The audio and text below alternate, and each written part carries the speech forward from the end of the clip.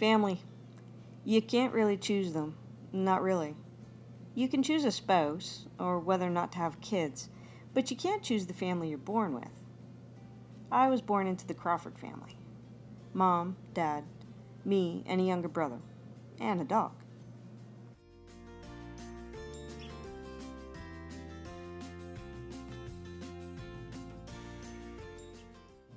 When I was young, we went to a small church as a family.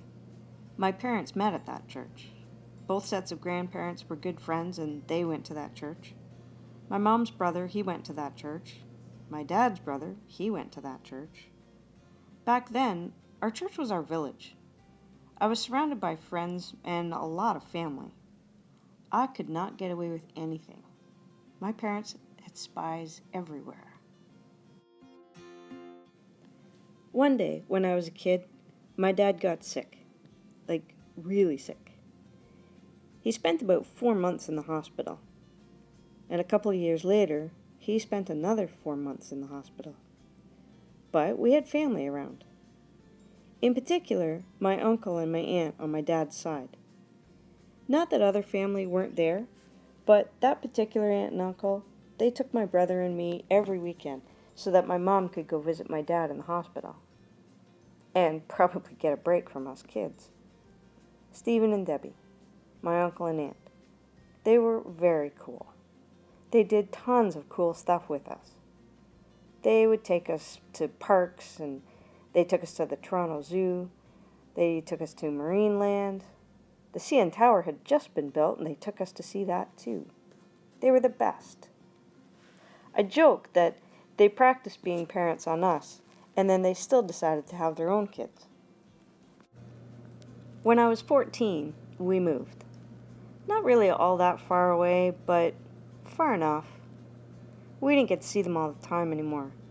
In fact, we hardly ever saw them, and it kind of sucked. Years later, I finally grew up. I got married and had my own kids, and for a little while, we lived a lot closer to them again. And that was great. I got to see them a lot. My kids got to see them a lot. And then we moved away again. This time it was really far away. Like 1,000 kilometers away. But we decided to stay in touch, and we started an annual summer camping trip to Grundy Lake Provincial Park. Camping.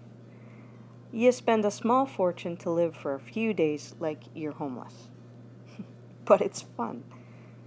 Canoeing, campfires, s'mores, canoeing, cliff diving, well, at least the kids, canoeing. Did I mention I like canoeing?